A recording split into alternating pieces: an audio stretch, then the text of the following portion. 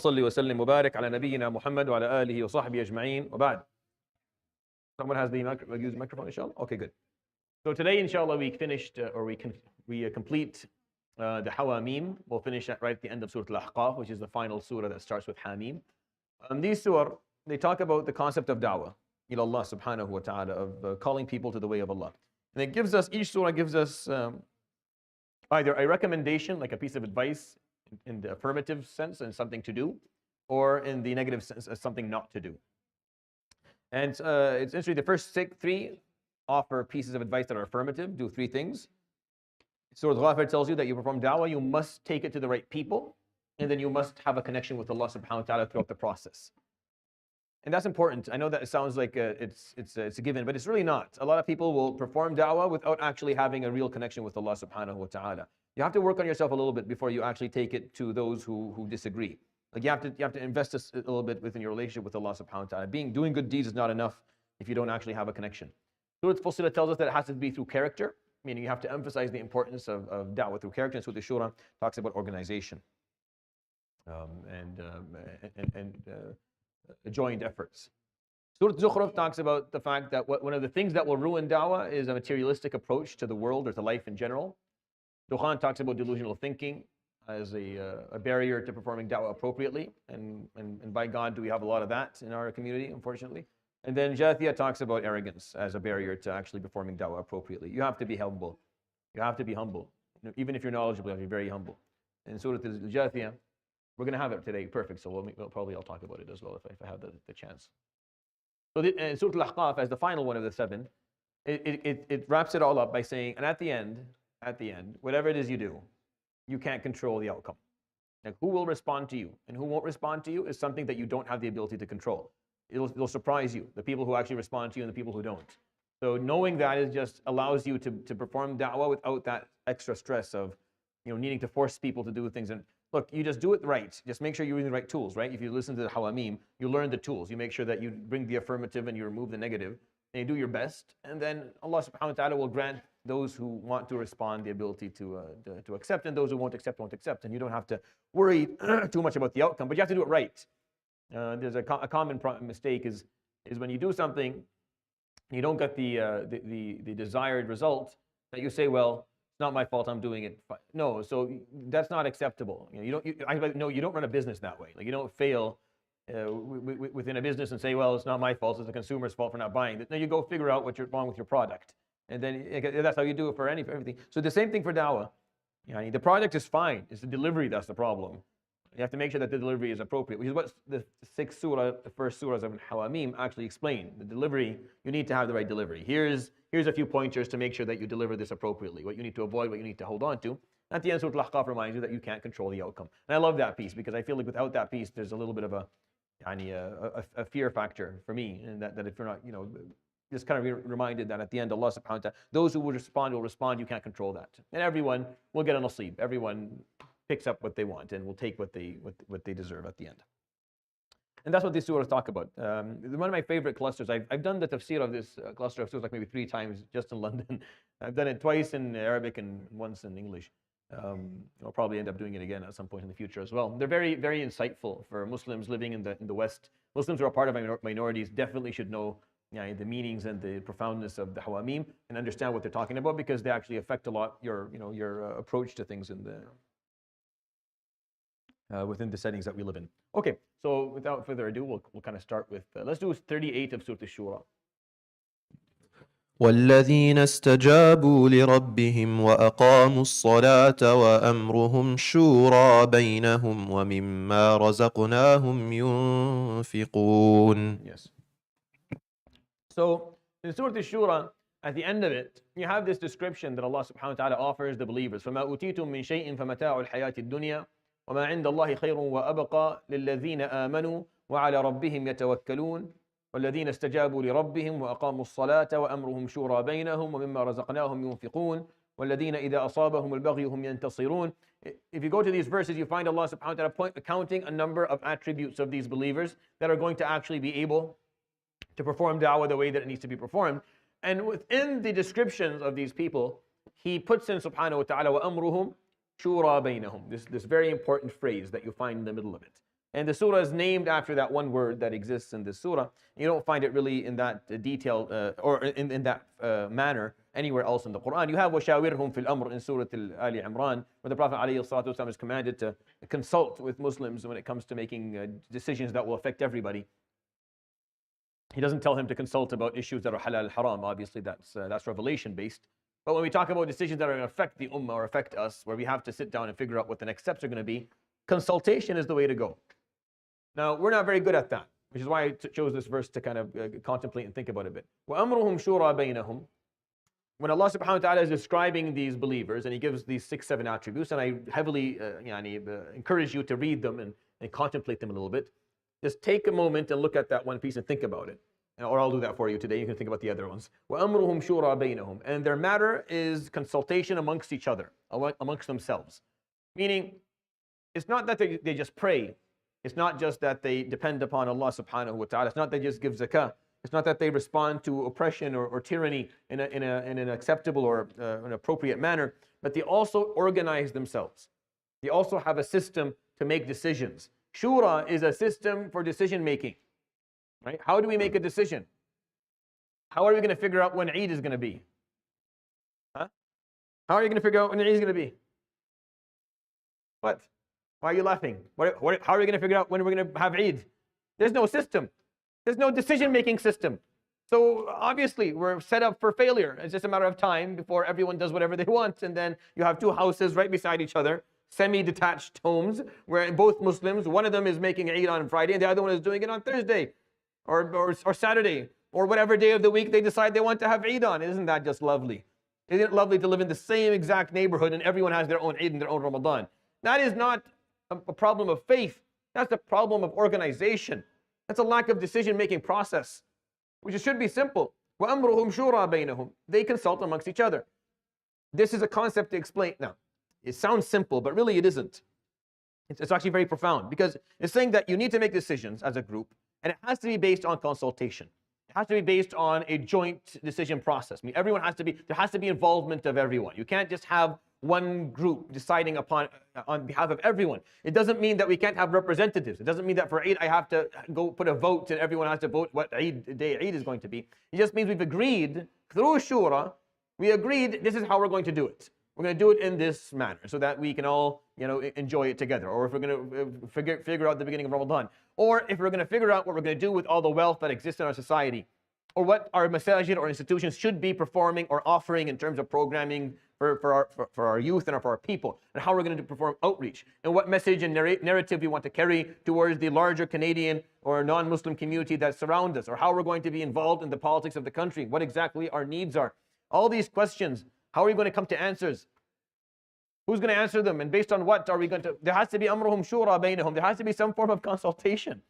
There has to be some form of involvement and there has to be a hierarchy and a structure for the decision-making process so that we can actually achieve something together. Or else everyone will just do whatever they want. Honestly, I feel that's one of the things I despise. I feel like this is what I feel. I feel like if I end up living in a place where that's the case, I'll move. I'll move to a place where that's not the case. It doesn't have to be a majority Muslim country or a minority Muslim country. What matters to me is the organization that Muslims show. It doesn't matter to me when Eid is. Honestly, whether you calculate or you look at the hilal or you flip a coin, it doesn't matter to me. As long as Muslims in the same city, we do it together. Because that's really what the value is. The value is that we do it all together. That there's a way for a joint process to occur. Because I value unity over process. I value unity over controversy or controversial opinions or specific fiqh methodologies in doing things. Unity is way more important. And that's what this surah is explaining. وَأَمْرُهُمْ شُورَى بَيْنَهُم. They won't get anything done if they don't have some form of consultation amongst each other to work together so that they can actually show that they have a decision-making process to get things. The Prophet ﷺ, he did أَشِيرُوا عَلَيَّ أَيُّهَا النَّاسِ. The same word, أَشِيرُوا from Shura, same thing. Tell me what to do. What should we do? He went with the majority every single time. He went with the majority when he didn't want to go with the majority. When they told him on the day of Uhud, let's go out, and he said, I didn't want to go out. I want to stay here and protect Medina. We'll win Uhud. They would have won Uhud had they stayed in Medina, even with the mistake they would have won Uhud. But he didn't. He left. He left because that's what the majority wanted. And then they failed. And the argument from the elders who were like him, alayhi salatu wasalam, wanting to stay in Medina, was never ever ask for anyone's opinion ever again. This whole shura thing, because when was this verse revealed? In comparison to the one in Surat Al-Imran. وَشَاوِرْهُمْ فِي الْأَمْرِ. Was this one before or after? Well, yeah, way before. Way before. This is the Makki surah. Way before. Years before. وَشَاوِرْهُمْ فِي الْأَمْرِ. It was explained to the Muslims. وَأَمْرُهُمْ شُورَى بَيْنَهُم. Early on. You are going to consult amongst each other and come to joint decisions. That's how you're going to make decisions moving forward. So the Prophet ﷺ said, Ashiru alayya ayyuhan nas multiple times. He wasn't doing it just based on intuition or based on, he was doing it because that's what the Quran told him to do. And then when it failed horrifically on the day of Uhud and they walked back, he walked home without Hamza. He went home without Mus'ab. He went home without Anas. He went home without certain people, alayhi salatu wasalam. He had lost them in the battlefield. Some of the elders said, see, this doesn't work. Why are you listening to people who don't know what they're talking about? Just listen to the elders. Just go to the people who know, and everyone else, their opinion doesn't matter. This is what he was being told, alayhi salatu wasalam, by the elders of the Sahaba. The Quran said, وَشَاوِرْهُمْ فِي الْأَمْرِ. It wasn't optional. Yes, it wasn't optional. You continue to consult them. So he consulted on the day of Khandaq, and he consulted on the day of Khaybar, and he consulted to the end of his life, alayhi salatu wasalam. He taught us that. For us to be Muslim communities anywhere in the world and have no decision-making process is very, very depressing. Yeah, it's very upsetting, honestly. Because what exactly is it that's missing? I don't understand. Like I can't really figure out what the problem is. What I observed, and forgive me for saying this, what I've observed is that the egos are too big. What it requires actually to have a joint decision-making process that is similar to Shura, it requires to have smaller egos and a willingness to work together and a view of the bigger picture and a value of that bigger picture that is higher than your personal agenda, your personal opinion, and the requirement of things to go your way. And when that's missing, yeah, it's impossible to have a joint decision-making process, which is what we're lacking. And it's just a matter of time before London turns into what many of the cities in the GTA and around us are, and in the States, where every masjid is its own little country, and they pray and they do their own thing for everything, not just for, I'm not talking just about Ramadan and Eid, as depressing as it will be if we are going to have 2 different Eid days in the same city. And this is one of the stuff that makes me think to move. Like once we have, I just like, it's not worth living here anymore. And we go find somewhere where we can have some degree of unity. The uniformity of certain behaviors or certain practices is important in a society. If the society does not value that and allows it to continue to have, that means we just don't care. That means we are literally living in isolation. We don't understand what Islam actually is about. Islam is about unity. You swallow your ego. It doesn't matter who's making the decision. As long as someone's doing it. As long as someone's doing it, we walk. We walk. A bad leader is better than no leader. A leader is better than not having nothing. At least we have a process. So I think it's important for us as Muslims to kind of think about that a little bit and try to preserve the unity of our society to the best of our ability. All it takes is a couple of years of us not having this, and then suddenly, not only do you have multiple Ramadans and Eids happening in terms of days, we'll have masajid that are specific for certain groups. You have the masjid that only the Somalis go to, the masjid only the Pakistanis go to, the masjid only the Palestinians go to. Once you have a masajid that are based on race, that are based on socioeconomic status, or when you walked off the boat and how long you've been here for, khalas, this is not worth doing anymore. This whole thing, just shut it all down. It's not worth doing because you're losing the spirit of it all. The spirit is the unity that comes with it. The organizational piece in Surat Al-Shura is so important. It really is. It's a very important surah. And da'wah is not going to work if you're not organized.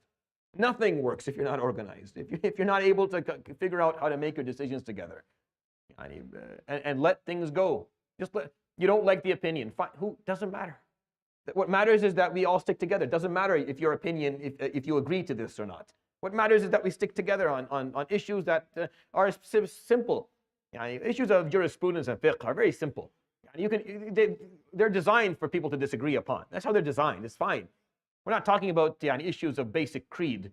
I'm not saying that we start compromising our fundamental values and principles and teach. We're talking about just practices and the Prophet ﷺ, when he's asked about Uhud. That's not a fundamental principle. Where we go out, we stay in. This is an issue of practice, an issue of logistics. It has nothing to do with the principles of Islam. He's not asking, do we continue to be merciful or do you start becoming brutal and savage? No, that's not a question. That's already answered. That's how he doesn't tolerate, alayhi salatu wasalam, brutality or savagery. But he asks when things, and that's what we should do. When it comes to what direction the community should go towards and what programs should be offered and how to perform outreach and how to run, and this stuff has to be properly organized amongst us. We can't afford to break into these small groups, and we're weak when we're breaking off. We're weak. We're already weak as it is. You don't have to be weaker. Don't contribute to the weakness of the Muslim Ummah. Do what you want. Do not contribute to the division or the weakness of the Ummah. Make sure you contribute to the strength and the unity of it. If that means you need to swallow your ego or stay quiet, then do that. No big deal. Just do that. It's fine. It's fine. Fine. You're paying a very small price for a much more important goal, purpose. All right, I'll end with that. Let's do just recite 31 from Surat Al-Zukhruf, and I'll do the rest myself. Just do 31 from Surat Al-Zukhruf. وقالوا لولا نزل هذا القرآن على رجل من القريتين عظيم. صلوا على النبي صلى الله عليه وصحبه وسلم. This verse here shows you the materialistic mentality that is going to be detrimental to any form of da'wah. And we cannot carry as Muslims if we're going to do this right. This is what they said. This is what the people of Quraysh and the people of Ta'if said. He said, لولا نزل, why wasn't this Quran descended upon? لولا نزل هذا القرآن على رجل من القريتين عظيم. Why wasn't it descended upon a great man of the two cities, a great man of Quraysh or a great man of Thaqif and Hawazin? Why was it sent to you? Sallallahu alayhi wa sallam. They are suggesting somehow that the Prophet ﷺ is not of that status, and it should have been given to someone of greatness and nobility and high status and leadership, and which he is sallallahu alaihi wasallam in every form of the manner. But it shows you that they're judging him. What are they based on? What are they saying that he's not? Sallallahu alaihi wasallam. Sayyidul khalqi yawm al-qiyamah. He is the master of all creation of the day of judgment. Alayhi salatu wasalam. The will of Allah Jalla Jalaluhu. Shafi'ul Mushaffa alayhi salatu wasalam. He is the one who intercedes on behalf of all living things alayhi salatu wasalam. So there's no doubt in our mind, in our hearts of his status alayhi salatu wasalam. But this ayah is kind of explaining something to us. Why is it that they're saying this? Based on what are they assuming or suggesting that he is not of that status? Based on one thing, based on wealth. He was not someone who was filthy rich alayhi salatu wasalam. He wasn't very rich. Not because he couldn't make money. It's because he was the type of person he was a minimalist. He just didn't want to have too much, and whatever he had, he gave. يغيث الملهوف وينصر المظلوم ويحمل الكل ويعين على نوائب الحق ويكسب المعدوم. عليه الصلاة والسلام had certain practices that he did where he used his wealth to help other people. This way, even before Islam, this became much more prominent once he was given his prophecy. عليه الصلاة والسلام, it became very obvious. So he wasn't someone of wealth, and he wasn't someone who sought power. Like he didn't care for that. He wasn't trying to be. He didn't care for control. He wasn't trying to be a controlling person in his life. And that's how they're judging greatness. No wealth, no power? No. It's a materialistic way of judging a person's status. Based on money or based on power. Neither are good. These are not good tools to judge people's status at all. Power and wealth? No. So the ayah after it says, أَهُمْ يَقْسِمُونَ رَحْمَةَ رَبِّكَ. What, now they're going to distribute Allah's compassion and mercy. Now they're going to control who gets this and who gets what and who's great and who's not. They're going to divide the rahmah of Allah amongst how they want. نحن قسمنا بينهم معيشتهم في الحياة الدنيا. We're the ones, he's talking about himself subhanahu wa ta'ala and the royal we. We're the ones who divided their livelihood and sustenance amongst them. ليتخذ بعضهم بعضا. It's شو اسمه? It's سخرية, right? بالضم. سخرية. I know this, but I can never seem to stick in my mind. يتخذ بعضهم بعضا سخرية. So that each and every one of them can benefit from the other.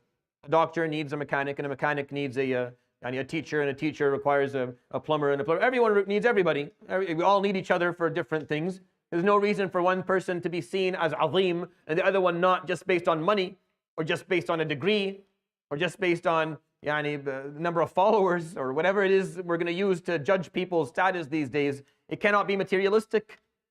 This is what he's trying to explain, subhanahu wa ta'ala. They're saying, why wasn't the Quran sent to one person who was azim? What are you doing? You're going to tell me who's azim and who's not. What are you basing it on what? On wealth? I'm the one who gave you the wealth and had it move. What are you doing? وَرَحْمَةُ رَبِّكَ خَيْرٌ مِّمَّا يَجْمَعُونَ. And the compassion and mercy of your Lord is much better than anything that they're putting together, all the wealth that they're gathering and all, and the bigger the bank accounts, it's the rahmah of Allah that you're looking for. وَلَوْلَا أَن يَكُونَ النَّاسُ أُمَّةً وَاحِدَةً لَجَعَلْنَا لِمَن يَكْفُرُ بِالرَّحْمَنِ لِبُيُوتِهِمْ سُقُفًا مِّن فِضَّةٍ وَمَعَارِجَ عَلَيْهَا يَظْهَرُونَ وَلِبُيُوتِهِمْ أَبْوَابًا وَسُرُرًا عَلَيْهَا يَتَّكِئُونَ وَزُخْرُفًا وَإِن كُلُّ ذَلِكَ لَمَّا مَتَاعُ الْحَيَاةِ الدُّنْيَا وَالْآخِرَةُ عِندَ رَبِّكَ لِلْمُتَّقِينَ. These verses, I'll just give you the gist of what they mean. It wasn't for the fact that no one would hold on to their faith anymore. We would give every person who wants to disbelieve all the adornments of all the zukhruf. Zukhruf is something that looks good, it's shiny, but it's not valuable. That's the name of the surah. Zukhruf, shiny, not valuable. Something looks good, you see it, catches your eye, you think it's nice, but it's worthless, it has no worth at all. So he's saying, subhanahu wa ta'ala, if it wasn't for the fact that most people would leave their deen, I would make sure everyone who refuses to believe in Allah, here's all the zukhruf that you want in life. Because all it is mata'ul hayatid dunya. It's very short-lived, and it's only for dunya, and it doesn't stay very long, and al-akhirah is going to be for those who are pious. But I didn't do that, he's saying subhanahu. I didn't do that because if I do that, then most people will disbelieve because they'll take the zukhruf of this point and they won't care about what's coming next. So I made sure that it wasn't done that way. But how dare they? Suggest that someone is not azim because of based on a materialistic matrix that they're using. Based on a matrix that is based on nothing but wealth, they're going to judge someone being great and someone not being great. Sallallahu alayhi wa sallam. That's what Surah Al-Zukhruf talks about. Let's do 53 of Zukhruf. Let's do 53 for me. And I'll read the rest myself. فلولا ألقي عليه أسورة من ذهب أو جاء معه الملائكة مقترنين. So, Fir'aun, you'll find his story all over the Quran, right? You know that. And Surah Al-Zukhruf is very special. It's not like the rest of the Quran. There's a specific passage about his story that you only find in Surah Al-Zukhruf to kind of drill in this point that I'm trying to make for you in terms of materialism is not a good way to judge anything. And if you bring it into da'wah, you ruin it. If we start running masajid like businesses, masajid don't work anymore. If when someone walks into the door of a masjid, I see a dollar sign, and I'm wondering how I can extract as much money as possible from them for whatever cause I think is worthy. But the moment we start thinking that way, nothing works anymore. If people's value within a masjid and within the form of da'wah is based on their wealth, is based on their status and not based on their closeness to Allah and their commitment, then this whole thing is not going to work anymore. So listen what Fir'aun said. وَنَادَى فِرْعَوْنُ فِي قَوْمِهِ قَالَ يَا قَوْمِ أَلَيْسَ لِي مُلْكُ مِصْرَ وَهَذِهِ الْأَنْهَارُ تَجْرِي مِنْ تَحْتِي أَفَلَا تُبْصِرُونَ.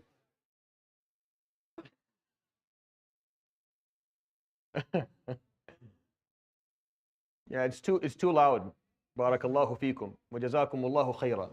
My aunties and my mothers and my sisters and my daughters. It's a very small space. We can only afford for one person to speak. If you want to talk, I'll be quiet. You can go ahead and have your discussions. Or else we're going to have the dars. You have to keep it down a bit. Jazakumullah khair. Inshallah, after salah, you're welcome to chat as much as you want, to have a potluck if you like. You do whatever you want. But for the purpose of this timing, if you don't mind, barakallah fikum, to allow us to do this. So Fir'aun would say, this is what he would say, قَالَ يَا قَوْمِ, O my people, أَلَيْسَ لِي مُلْكُ مِصْرَ. Is the sovereignty in the kingdom of Egypt not mine? وَهَذِهِ الْأَنْهَارُ تَجْرِي مِنْ تَحْتِي. And look at the rivers that run at my feet. أَفَلَا تُبْصِرُونَ. Do you not see? أَمْ أَنَا خَيْرٌ مِنْ هَذَا الَّذِي هُوَ مَهِينٌ وَلَا يَكَادُ يُبِينٌ. Am I not better than this person here who is weak, who does not have any support, who does not have an army that will support him, has nothing? وَلَا يَكَادُ يُبِينٌ. Musa alayhi salam stuttered. Musa alayhi salam he couldn't articulate as well as his brother Harun. Harun was an orator. He was a true khatib. Musa alayhi salam had the ability to explain things, but he wasn't an orator. He wasn't that articulate. And he stuttered. Or there was a letter that wasn't clear. We don't know for sure. But that's what Fir'aun is saying. Fir'aun is judging Musa on the fact that he has wealth and the rivers of Egypt run under his feet. And Musa alayhi salam doesn't have an army. Musa alayhi salam isn't even, he stutters, he has a problem, he has a physical, Musa has nothing to do with. فَلَوْلَا أُلْقِيَ عَلَيْهِ أَسْوِرَةٌ مِّن ذَهَبٍ أو جاء معه الملائكة مقترنين. If we're going to listen to Musa, then at least he should have these gold bracelets that are from heaven, or the malaika should come with him. فاستخف قومه فأطاعوه. He treated them stupidly. This is what Fir'aun treated his people with stupidity, and they listened to him. This is the argument he used to tell them Musa was not worth listening to, and they listened. The argument was, why would you listen to someone who's weak and can stutter, and stutters and doesn't have wealth and gold bracelets, when I am the king of Egypt and the rivers run under my feet? He said those words, and his people were, his people listened to him. So Allah subhanahu wa ta'ala threw him and his people under the rivers that ran under his feet. He was talking about the rivers running under his feet, so he put the ocean above his head. Let's see how strong you are now. These rivers are at your feet. Let's see what you do with the sea above your head. Which is what happened to him. Because the logic that he used to judge Musa alayhi salam was based on a materialistic matrix that meant nothing. Meant nothing. It's a fallacy, right? We talked about it 2 or 3 days ago in the ad hominem, they call it, the argumentum ad hominem fallacy. It's very simple. It's when you, instead of arguing the point, you argue the person. Right? Instead of arguing the point and saying, okay, this is the problem in this logic, you say, this guy here, he does this. I saw him one day doing that. I have footage of him speaking like this. And what does that have to do with the point? I understand, maybe I'm a sack of garbage. But what about the point I'm making? Is the point not worth at least looking at? It's a fallacy. It's an easy way to get people to, it's a trick. It's a trick. It's a logical trick to get people not to listen to the actual argument itself and just look at the person. So he did it. It's a materialistic measure that meant nothing. And that's how Fir'aun, this part of the story is only in the story of Zukhruf. You don't find this part of the story anywhere else, where he uses these terms, where he points at Musa as being someone who just doesn't have wealth and just doesn't have power, and that's why he's not worth listening to. فَاسْتَخَفَّ قَوْمَهُ is the wording in the Quran. He treated his people with stupidity and they listened to him. فَأَطَاعُوهُ إِنَّهُمْ كَانُوا قَوْمًا فَاسِقِينَ. So let's do something in Surat Al-Dukhan. Let's do ayah 20. What do I have up there? Only one, eh? SubhanAllah. Surah 25. This ayah 25 of Surat Al-Dukhan. Get it right this time. Yeah, that one. Yeah, you're good. Yeah. كم تركوا من جنات وعيون. كم تركوا من جنات وعيون. It's also about Musa alayhi salam's story, but in Surah Al-Dukhan it talks about this delusional thinking, and which is what Dukhan basically symbolizes in the surah. But the story of Musa alayhi salam, I like this part of the story. قال كم تركوا من جنات وعيون وزروع ومقام كريم كذلك وأورثناها قوم ونعمة كانوا فيها فاكهين كذلك وأورثناها قوما آخرين. When the people of Fir'aun finally died, Allah subhanahu wa ta'ala points out twice in the Quran, here in more detail than he did in Surat Al-Shura, because how many vineyards and gardens did they leave behind them? And na'mah and blessing and bliss that they enjoyed. And أورثناها قوما آخرين, we just gave it to the people who came after. To think that somehow we own any of this is very delusional. To think that anything that we actually have today is going to stay with us forever. It is delusional. It's very hard, by the way. It's easily said. It's easier said than done. We can say this all the time, but actually understand it's very difficult. Because when you go to your house and you look at your house, and you look at your car, and you look at your wardrobe, and you look at your furniture, and you look at your bank account, and you look at things that are yours. You can't imagine that they're not yours. It's hard to imagine that this is going to be taken away and given to someone who won't remember you very often and doesn't really care about you that much, and probably will forget you within a couple of months of taking it. It's hard to comprehend that this is not mine. It's not really mine. It's just something I was entrusted with. It's a gift Allah subhanahu wa ta'ala offered me to use for a very short period of time, and then preferably give it back the way we found it, if not a little bit better. A good example of that is just the world that we live in. If you don't want to go into details of what we actually own, this planet and everything on it was just a gift. Here, a nice green-blue planet with some brown streaks. Really nice. It's awesome. Enjoy it. Enjoy it. Preferably when you're done, make sure it looks something similar to the way it looked when we gave it to you. At least somewhat healthy in some manner, in some form. And when we don't, it's because we don't understand We think that we have ownership on it. It belongs to us. Somehow we're entitled to it. We're not. Nothing that you have, you're entitled to. Nothing that I own, I deserve. I deserve nothing. What do you mean, deserve? How is that word even used? How can I use that word to describe anything about myself? What did I actually do to deserve anything? What is my contribution to my life altogether? Like if we're going to be honest, we're going to be brutally honest. Take a look. Whoever you are right now, what was your contribution to who you are right now? Now, how many years did you actually contribute, and how much work and how much of your success is actually the very keen and precise planning that you put through? The development of your psyche and of your body that allowed you to achieve this stuff, how much of that did you actually invest in? How much of it is yours? How much was it the work of someone else, making sure that you grew up with these skill sets and with these attributes and abilities? So when we think that what we have is truly ours and will always be, and we control it, and we get it's delusional. It's going to be gone. The land that we stand on belonged to people before us who felt the same way, and now we feel that way. And soon it'll be taken away from us and given to other people who may think the same way, until you start understanding the Prophet ﷺ's hadith, right? ما مثلي ومثل الدنيا. My example and the example of dunya, our example, كمثل رجل استظل تحت شجرة ثم راح وتركها. It's like a person on a journey, but he paused during the journey under a tree, enjoyed the shade, and then left. Very simple. The term that he would use with the Sahaba every time he did a bay'ah with a close Sahabi, the term was مثل زاد الراكب. مثل زاد الراكب, meaning you take from dunya. زاد الراكب is the sustenance of a traveler. What do you need to get to your destination? That's what you take from dunya. Everything else, just leave it. It's not worth it. It's not yours to begin with. There's no ownership for you here.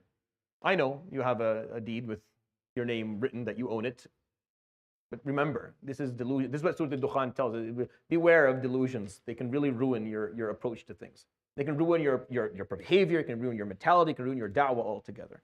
And that's what this is what Al-Fir'aun were told. In these verses, they were dead at the time, but this is what Allah subhanahu wa ta'ala commented. Kam taraku min jannatin wa uyun. How many did they left so many vineyards and so many gardens and so much bliss and so much na'mah. They left it all. And we just gave it to another group of people. فَمَا بَكَتْ عَلَيْهِمُ السَّمَاءُ وَالْأَرْضُ وَمَا كَانُوا مُنظَرِينَ. I can tell you that once they died and left it all to other people who came and picked them up and enjoyed them, neither the sky nor the earth cried for them. No one cared. Nothing cares. like the world, the universe continues to move in the same way, and the sun will come up the next day and everything will go on. No one cares. I'm here today, I'm not here tomorrow. The world is not going to stop. I know we think it's not. Nothing will stop. Nothing will stop. No one, it'll just be a short little janazah and that'll be the end of it. Everything will continue moving. What was yours is no longer yours. You understand, when you die, you can't control your wealth anymore. Doing divided based on Allah subhanahu wa ta'ala's way of dividing the tarika. It's not yours anymore. It's not yours. It's someone else's now. Really, if you think about it, that was never yours to begin with. Let's do, what are we going to do here? 28 of Surah Al-Jathiyah? 28th. I want to get two more in. Or 14, sorry. قُلْ لِلَّذِينَ آمَنُوا. I'm sorry, I have to be picky about what I want. قل للذين آمنوا يغفروا للذين لا يرجون أيام الله ليجزي قوما بما كانوا يكسبون. Surah Al-Jathiyah tells us that one of the negative or barriers to performing da'wah appropriately is arrogance. And this ayah is probably one of the most, pick up the Quran, one of the most important ones in Surah Al-Jathiyah. قل للذين آمنوا, tell the believers, يغفروا للذين لا يرجون أيام الله. Tell the believers, tell them the reality of the matter. And if you tell them the reality of this world and the hereafter, then what they will do is, يغفروا, they will forgive the people who have no hope or don't care about Allah subhanahu wa ta'ala's signs or teachings or the consequences and the accountability. Ayyam Allah is a way to say everything to do with God. The fact that He created, the fact that He blessed, the fact that there's a day of accountability, these are all days of Allah subhanahu wa ta'ala. So if you tell the believers, explain to them the reality of the issue, they will forgive those people. They will forgive those who have no care about God. لِيَجْزِيَ قَوْمًا بِمَا كَانُوا يَكْسِبُونَ. And Allah subhanahu wa ta'ala will deal with them, give them their dues on the day of judgment, no problem. But you as a mu'min, you will forgive them. You will forgive them. You won't judge them. You won't condescend towards them. You won't look down. You won't feel that you're better. You won't hold them to the standards that you're holding yourself to. You won't feel that they should be doing exactly what you're doing. No, you will forgive them. This is one of the most beautiful verses in the Quran. I love this ayah. قُلْ لِلَّذِينَ آمَنُوا. If you tell them the reality, if they understand the truth, يَغْفِرُ. They will forgive. يَغْفِرُ لِلَّذِينَ لَا يَرْجُونَ أَيَّامَ اللَّهِ. Forgive them because they don't know what they're doing. They have no idea the mistake that they're making. They don't know how much they're going to regret the things that they are saying and the things that they are doing. They don't know. They're lost. This is exactly what the Prophet ﷺ did on the day of Uhud. As he bled from his face, ﷺ, he would say, Allahumma ghfir li qawmi. This is what the Prophet ﷺ told us that the prophets of Allah did in the collection of Muslim. A prophet that was hit and brutalized until he bled, and then he's wiping the blood off his face. This is the wording of Imam Muslim. This is what Abdullah ibn Mas'ud told us. وَالنَّبِيُّ يَمْسَحُ الدَّمَ. This is a prophet of a certain time. يَمْسَحُ الدَّمَ عَنْ وَجْهِهِ. He's wiping the blood off his face. يقول اللهم اهدِ قومي فإنهم لا يعلمون. Oh Allah, guide my people. They don't know any better. This is the heart of a mu'min.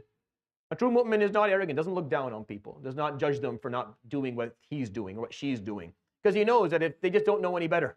Because if they knew the reality, if they knew what's waiting on the day of judgment, they wouldn't behave that way. If they were able to come to the same realization that you came to of La ilaha illallah, then they wouldn't go like that. They're just lost. They're probably sometimes, some of them are arrogantly lost, but they're lost nonetheless. What are you though? What are you? Are you guided? Truly guided? Truly guided people never look down, never condescend towards those who aren't. They don't judge them. They don't hate them. But rather they forgive them. They'll transgress and they'll make mistakes, but they'll forgive them. قُلْ لِلَّذِينَ آمَنُوا يَغْفِرُوا. Let them forgive. الَّذِينَ لَا يَرْجُونَ أَيَّامَ اللَّهِ. For those who have no hope in the days of God that are to come. لِيَجْزِيَ قَوْمًا بِمَا كَانُوا يَكْسِبُونَ. As God will take care of everyone and give them their due diligence on the day of judgment. Everyone will be treated fairly. Let's do 35 of Al-Ahqaf. We'll end with that, inshallah. Which one are you getting? Awesome, right? Yeah. فاصبر كما صبر أولو العزم من الرسل ولا تستعجل لهم كأنهم يوم يرون ما يوعدون لم يلبثوا إلا ساعة من نهار بلاغ فليهلك إلا القوم الفاسقون. The final verse in Surat Al-Ahqaf, فاصبر كما صبر أولو العزم من الرسل. Show perseverance like all the mighty prophets of God, Nuh, Ibrahim, Musa, Isa, and Muhammad showed during their lives. وَلَا تَسْتَعْجِلْ لَهُم. And don't be in a hurry. Don't rush people. Surat Al-Ahqaf tells us you can't control the outcome. You can't control the outcome. You go into Surat Al-Ahqaf, you read the first story. The story are the two sons. One son that is believing in Allah, and one son, وَالَّذِي قَالَ لِوَالِدَيْهِ أُفٍّ لَكُمَا أَتَعِدَانِنِي أَنْ أُخْرَجْ. He tells his parents, "Uff to you. You're telling me that I'm going to be resurrected? I don't believe in any of this stuff." So you have two types of people. Both parents are pious. One parent ended up having a child who believes in Allah and does the right thing. You read the verses. And then the other child doesn't. How do you control that? You don't. And then you have two examples. You have the example of Thamud. Salih brought them the most interesting, عاد واذكر أخا عاد إذ أنذر قومه بالأحقاف. Hud alayhi salam brought the best argument to his people, and they had every reason to believe, and they didn't. And then the Prophet alayhi salatu wasalam, the story afterwards, he has the jinn believe in him. وَإِذْ صَرَفْنَا إِلَيْكَ نَفَرًا مِنَ الْجِنِّ. He wasn't even performing da'wah to them. He wasn't even performing da'wah to them. He was just praying. He didn't even know he was performing da'wah. You can't control outcomes. You can't control any outcome. You just do your job, and then Allah subhanahu wa ta'ala will guide who wants to be guided, and will misguide whoever doesn't want to be guided. Hud spent all his life talking to his people, and no one listened. And the Prophet ﷺ, without even knowing, performs da'wah to the jinn, and they accept it. فَلَمَّا حَضَرُوهُ قَالُوا أَنصِتُوا فَلَمَّا قُضِيَ وَلَّوْا إِلَىٰ قَوْمِهِمْ مُنذِرِينَ. They took the da'wah from him. Not only did they believe, they took the da'wah to others, and others believed. With almost zero effort, _والسلام, at that moment. He didn't even know he was performing the da'wah. And you understanding? When you perform da'wah properly, you can't control the outcomes. That's the last piece of this cluster from Ghafir to Al-Ahqaf, the Hawamim. you should do with da'wah, what you shouldn't. And then here's the reality. The reality is you can't control any of this. You just do your job. The outcomes will vary depending on what Allah subhanahu wa ta'ala has decreed and what people want to do. Sometimes people will respond, and sometimes the least probable, the least expected person will respond to you.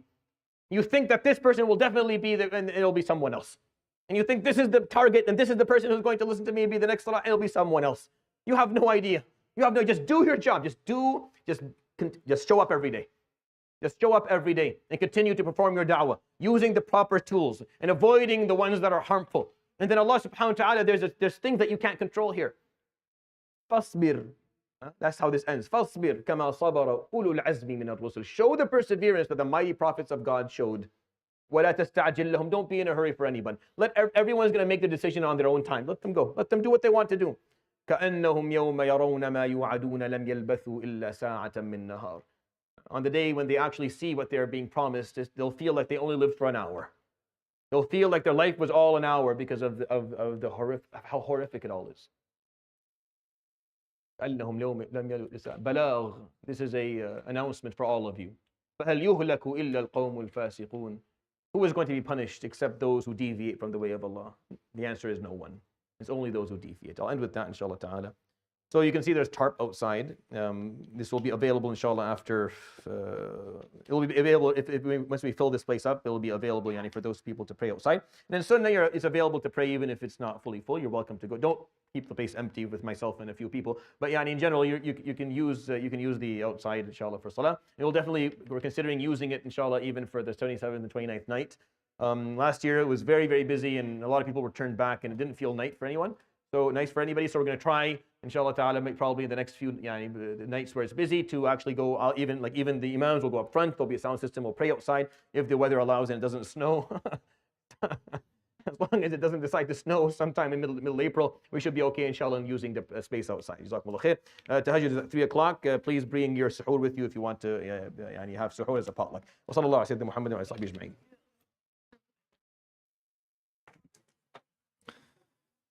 Allah